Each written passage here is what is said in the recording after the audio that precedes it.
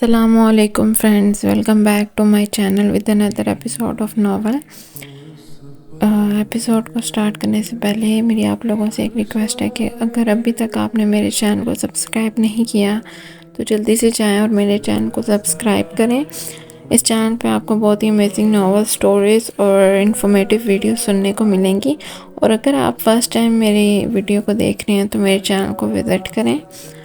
امید کرتی ہوں کہ آپ کو میرا وائس اوور پسند آئے گا، اور اگر پسند آتا ہے تو آپ میرے چینل کو سبسکرائب کریں، ویڈیو کو لائک کرنا مت بھولیں اور کمنٹ میں اپنی رائے کا اظہار بھی کیا کریں۔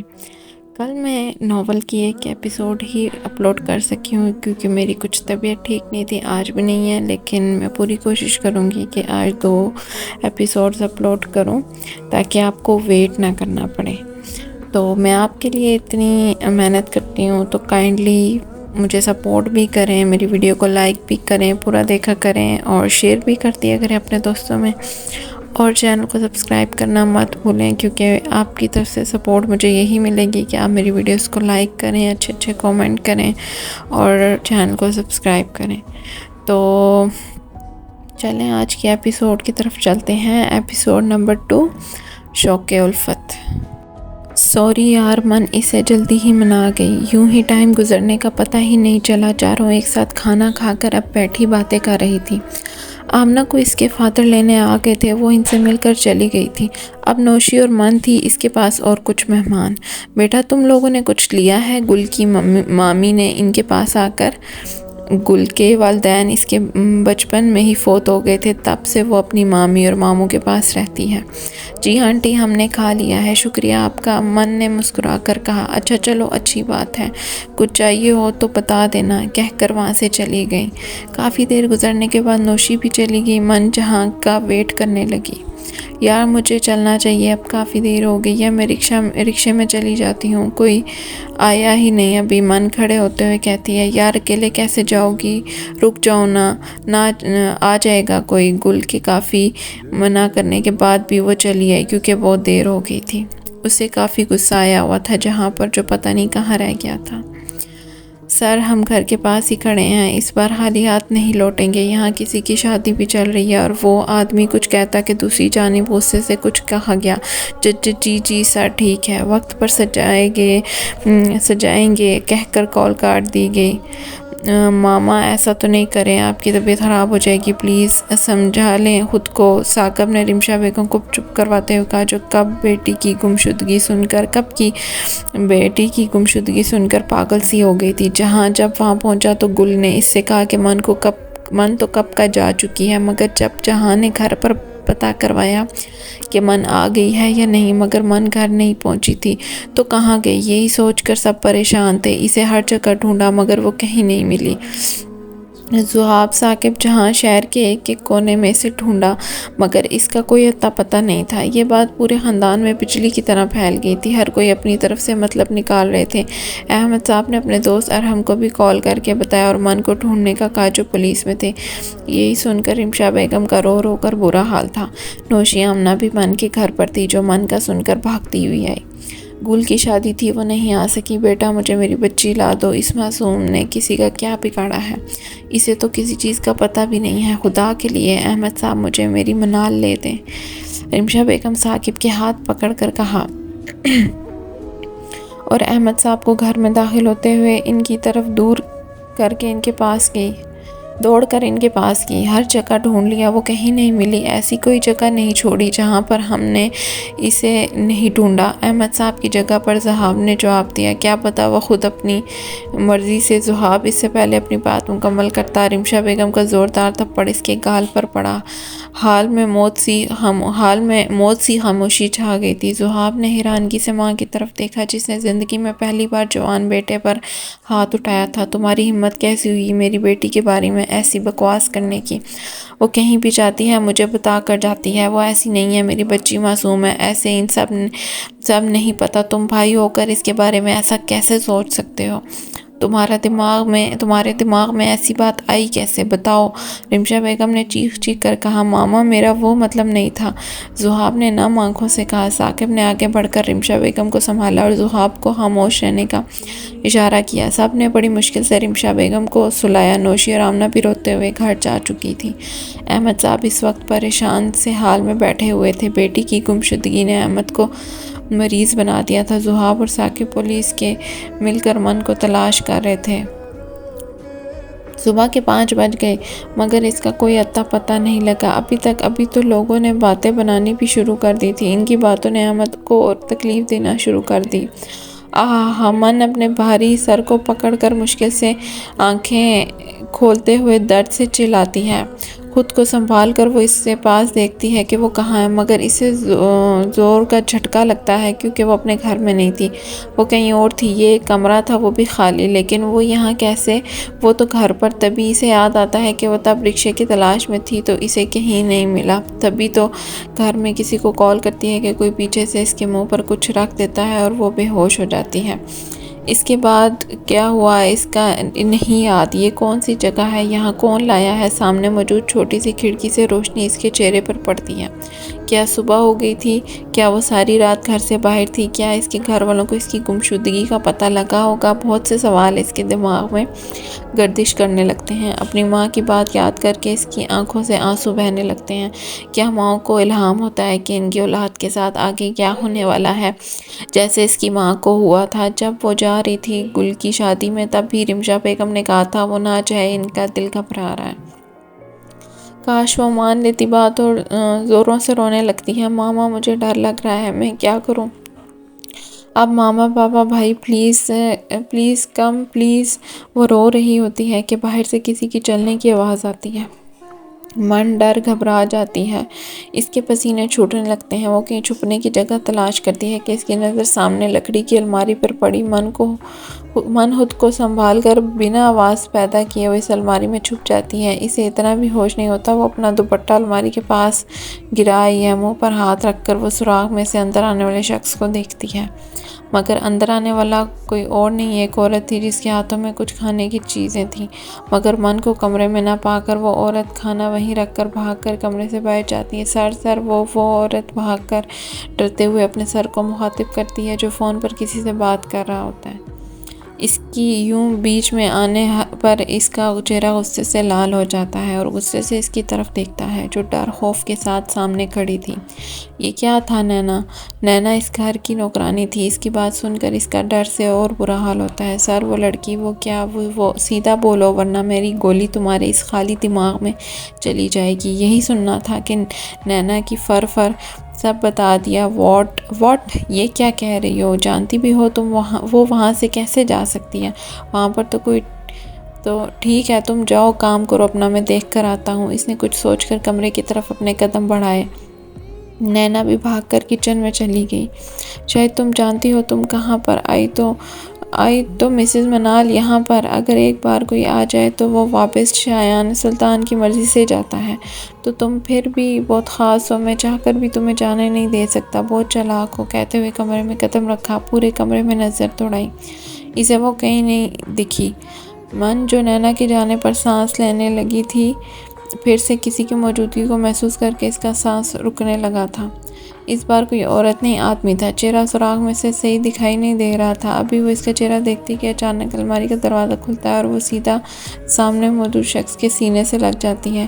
اس کی دھڑکن تیز ہونے لگتی ہے۔ ڈر کر وہ سیدھی کھڑی ہو جاتی ہے اور اس سے کافی فاصلے پر ہو جاتی ہے، اور شاید یہ بات شایان سلطان کو پسند نہیں آئی۔ من سر اٹھا کر اسے دیکھتی ہے جو آنکھوں میں سرخی لائی اسے گھورے جا رہا تھا۔ پینٹ شرٹ پہنے، بالوں کو سٹائل سے سیٹ کیے، ہاتھوں میں مہنگی گھڑی پہنے اسے وہ کافی مغرور اور کھڑوس لگا۔ آپ کون ہیں؟ پلیز مجھے جانے دیں، پلیز۔ من اسے اپنی طرف قدم بڑھاتے ہوئے روتے ہوئے کہتی ہے۔ من کو جب خیال آتا ہے وہ دوپٹے کے بغیر کھڑی ہے تو شرم کے ساتھ اسے اور رونا آتا ہے اور وہ زور و شور سے روتی ہے۔ چپ، ایک دم چپ، اگر تمہارے منہ سے ایک لفظ بھی نکلا تو بہت برا کروں گا۔ اسے روتا دیکھ کر اسے اپنی طرف کھینچ لیتا ہے جس سے من کا سانس بند ہونے لگتا ہے۔ مجھے گھاٹ جانا ہے، چھوڑو مجھے۔ اس کے خسار سے نکل کر وہ روتے ہوئے کہتی ہے، شایان کی آنکھوں سے لال خون ٹپکنے لگتا ہے۔ اس کی اس حرکت سے تم یہاں سے اب کہیں نہیں جا سکتی۔ ویسے بھی خوبصورت چیزیں شایان سلطان کو بہت پسند ہیں۔ اس کے وجود پر نظر ڈال کر وہ خمار لہجے میں کہتا ہے۔ من کا شرم سے برا حال ہو جاتا ہے۔ یہ کھانا کھاؤ۔ اس کی بھیگی آنکھوں پر ایک نظر ڈال کر وہ وہاں سے جاتا ہے۔ من کی آواز اسے روکنے پر مجبور کر دیتی ہے۔ مجھے نہیں کھانا، مجھے میرے گھر جانا ہے۔ یہ میرا گھر نہیں ہے۔ میں نے تمہارا کیا بگاڑا ہے؟ میرے بھائی تمہیں چھوڑیں گے نہیں۔ من پوری ہمت سے کہتی ہے۔ سچ تو یہ تھا کہ اسے دیکھ کر اسے بہت ڈر لگتا ہے۔ اس سے شایان مسکرا کر اس کی طرف دیکھ کر منہ کرتا ہے۔ اوہ ریئلی، آج تک دنیا میں ایسا کوئی پیدا ہی نہیں ہوا جو شایان سلطان کو پکڑ سکے، اور رہی یہ تمہارا نہیں ہے تو بہت جلد تمہارا بنا دوں گا۔ فی الحال اپنے اس چھوٹے سے دماغ پر زور نہ دو۔ کھانا کھاؤ اور باہر آؤ جلدی، صرف 5 منٹ۔ اگر 1 بھی منٹ لیٹ ہوئی تو اٹھا کر بھوکے شیروں کے پاس چھوڑ آؤں گا۔ اپنی بات کہہ کر اسے وہیں حیران پریشان چھوڑ کر وہ جا چکا تھا۔ من بھی مجبوراً 1-2 نوالے لیتی ہے اور باہر جاتی ہے۔ ایسا نہ ہو وہ سچ میں اسے شیر کے پاس چھوڑ آئے۔ اسے کچھ تو کرنا ہوگا یہاں سے نکلنے کے لیے۔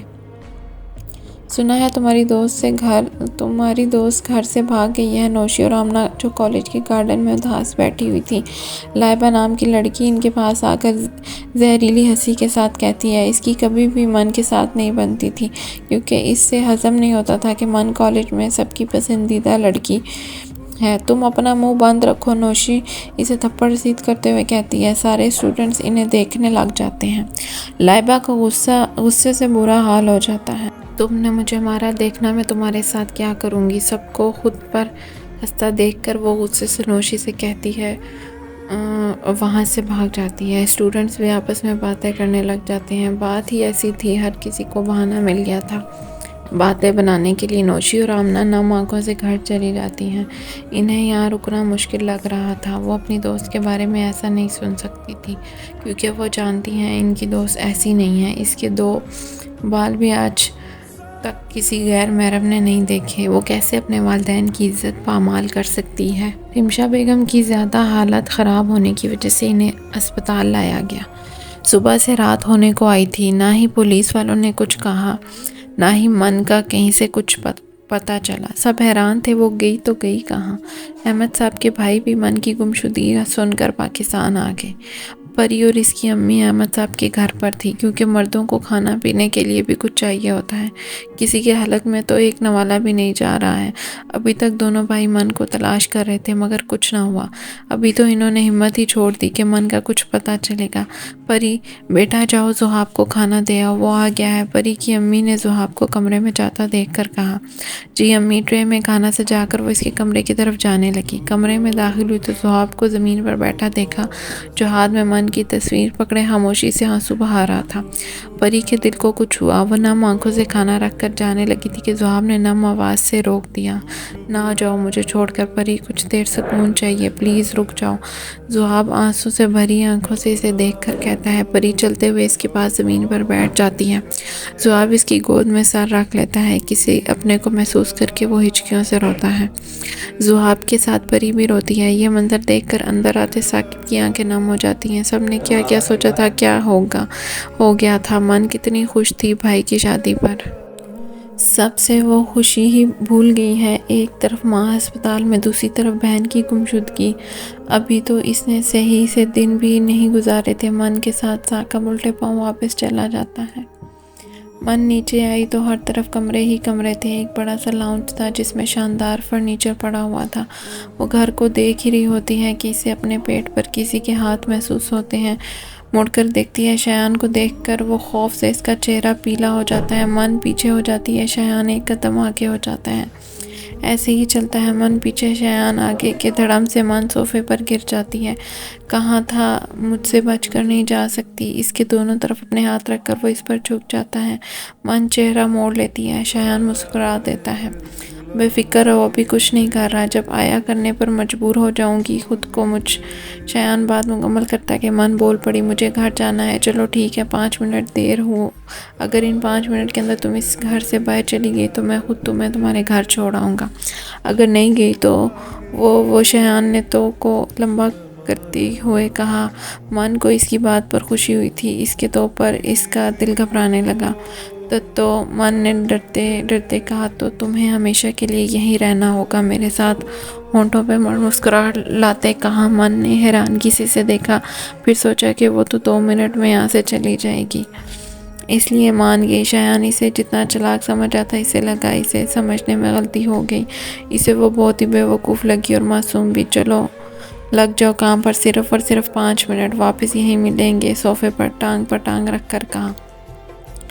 من بھاگ کر باہر گئی، گھوم کر اس کی ٹانگیں درد کرنے لگی، اسے باہر جانے کا راستہ نہ ملا۔ جیسے ہی من نے سامنے دیکھا، سامنے ہی دیوار کی گیٹ نظر آئی۔ من کا خوشی سے چہرہ کھل اٹھا، وہ بھاگ کر گیٹ کے پاس کی، دروازہ کھول کر وہ جیسے ہی باہر جانے لگی، اسے کسی کی آواز آنے لگی۔ من نے ڈرتے ڈرتے مڑ کر دیکھا، اس کی ٹانگوں سے جان نکل گئی، اسے لگا وہ سانس نہیں لے پائے گی۔ خوف سے اس کا بدن پسینہ پسینہ ہو گیا اور وہ وہی ہوش سے بیگانہ ہو گئی۔ وہ دن گزر گئے مگر من کا کچھ پتہ نہیں چلا۔ رمشا بیگم تو کمرے کی ہو کر رہ گئی، نہ کسی سے بات کرتی تھی، نہ کچھ کھاتی تھی۔ سب نے فیصلہ کیا کہ ذوحاب کی خاموشی سے رخصتی کی جائے، اب تو کوئی خوشی ہو کر بھی کوئی خوش نہیں ہو سکتا۔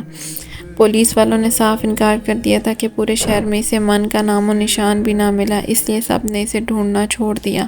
ثاقب نے تو گھر آنا ہی چھوڑ دیا تھا، سارا دن آفس میں، رات کو باہر کبھی کبھی آتا تھا تو سب کے سو جانے کے بعد اندھیرے میں۔ اب بھی وہ کمرے میں اندھیرا کیے ہوئے تھا کہ اچانک پورا کمرہ روشن ہو جاتا ہے، آنکھوں سے ہاتھ ہٹا کر آنے والے کو دیکھتا ہے۔ سامنے روشنی کو دیکھ کر اس نے کوئی ریئیکٹ نہیں کیا، یوں ہی لیٹا رہا۔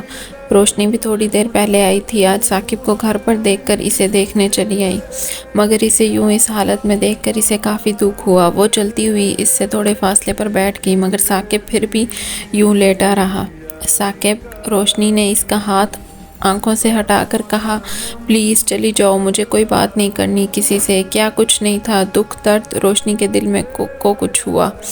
اگر حالات اور وقت اچھے ہوتے تو ثاقب کا خوشی سے کوئی ٹھکانہ نہ ہوتا کہ روشنی اس کے کمرے میں آئی تھی۔ روشنی سے اور دیکھا نہیں گیا، روتے ہوئے وہ کمرے سے چلی گئی۔ ثاقب نے نم آنکھوں سے اس کو جاتے ہوئے دیکھا۔ کل ذوحاب اور پری کی رخصتی تھی، نکاح تو پہلے ہو چکا تھا، اس لیے سب نے سادگی سے کرنی چاہیے۔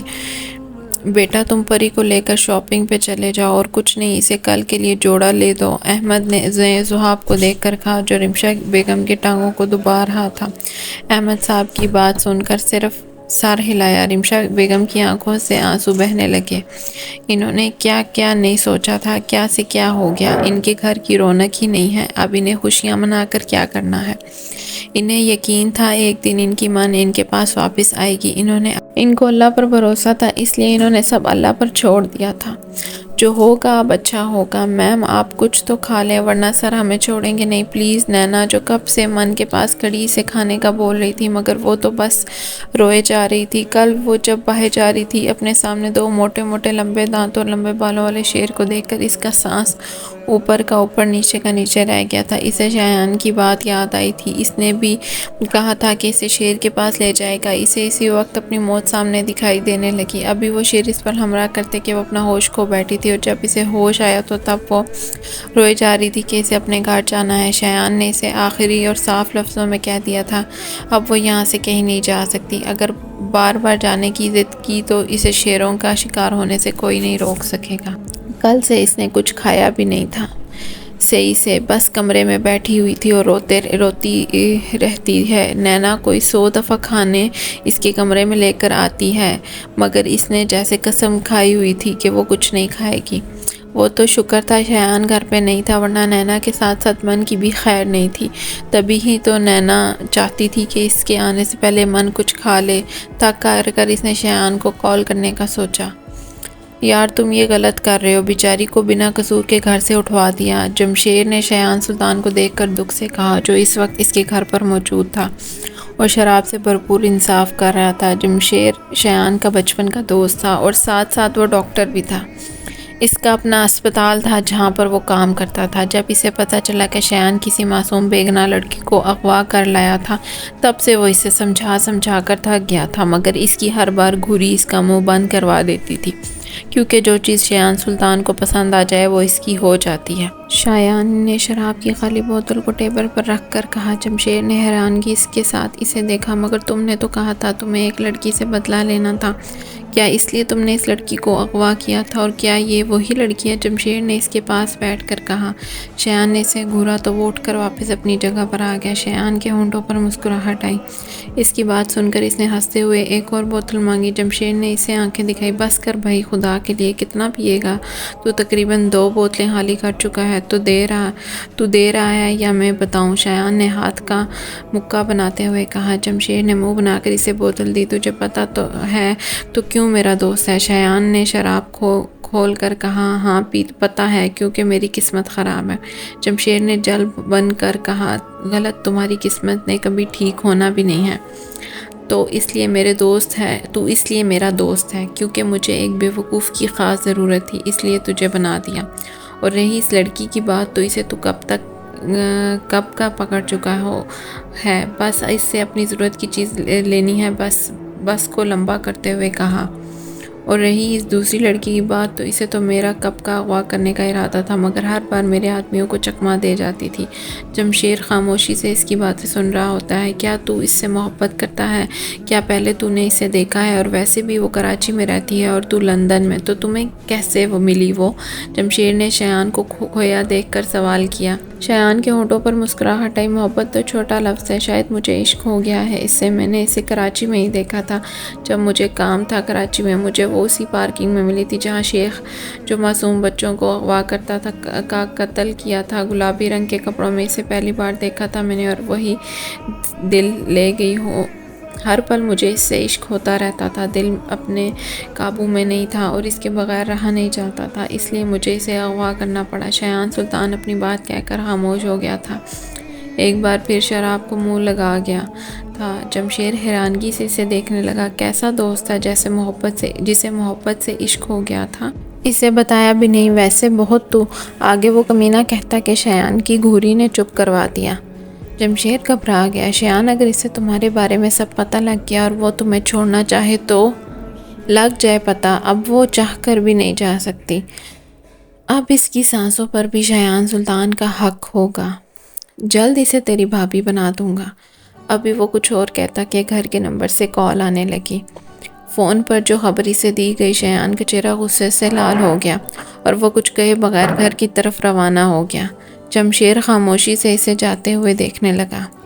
من کا سوچ کر اسے اس معصوم پر بہت ترس آیا تھا۔ کاش میں تمہیں اس جن سے بچا سکتا، لڑکی کہہ کر وہ شراب کی خالی بوتل اٹھانے لگا۔ کیسے پی لیتا ہے یہ؟ مجھے نہیں کھانا، چلی جاؤ۔ قدموں کی آواز سن کر من کو لگا نینا ہے، تو غصے سے کہا۔ جب سامنے دیکھا تو وہ سانس بند ہو گئی، کیونکہ سامنے کوئی اور نہیں، شایان سلطان کھڑا، جو کافی غصے میں بھی لگ رہا تھا۔ من ڈر کر بیڈ سے اٹھ کھڑی ہوئی۔ شایان چلتا ہوا اس کے سامنے آ گیا۔ کھانا کیوں نہیں کھا رہی تم؟ شایان نے اسے پیچھے ہوتا دیکھ کر آگے بڑھا۔ میں نے کچھ پوچھا تم سے؟ گرج کر کہا۔ من اچھل کر رہ گئی۔ کیونکہ مجھے بھوک نہیں ہے، اس لیے نظریں جھکا کر کہا۔ کیونکہ اگر سر اٹھا کر دیتی تو اس کا دل بند ہو جاتا۔ وہ اس کے بہت قریب کھڑا تھا۔ ٹھیک ہے، جب تمہیں بھوک لگے گی تب اس گھر کے نوکر بھی کھائیں گے، ورنہ بھوکے مرتے ہیں تو مر جائیں۔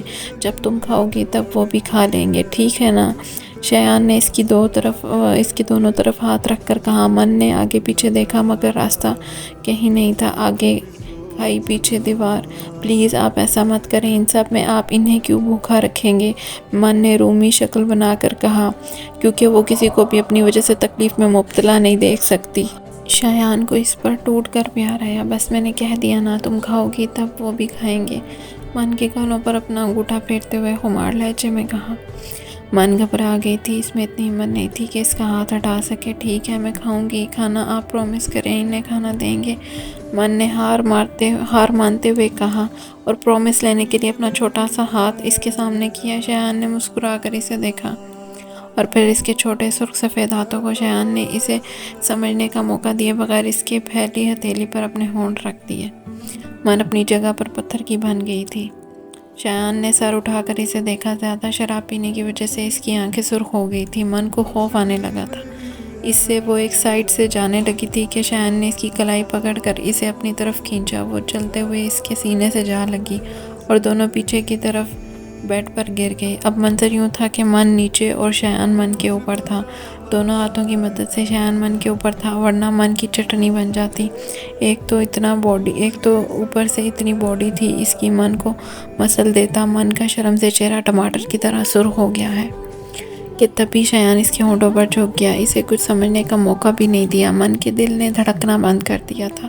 اس نے اپنے دونوں ہاتھوں کی مدد سے اسے پیچھے ہٹانا چاہا، مگر شایان نے اس کے ہاتھوں کو اپنی قید میں لے لیا تھا۔ اس کو نازک جان کر ستم کرنے لگا۔ شایان نے چہرہ اٹھایا اور اسے دیکھا، جس کی آنکھوں سے آنسو بہہ رہے تھے۔ شایان نے ہونٹوں کی مدد سے اس کے آنسو چن لیے۔ من نے سختی سے آنکھیں میچ لی۔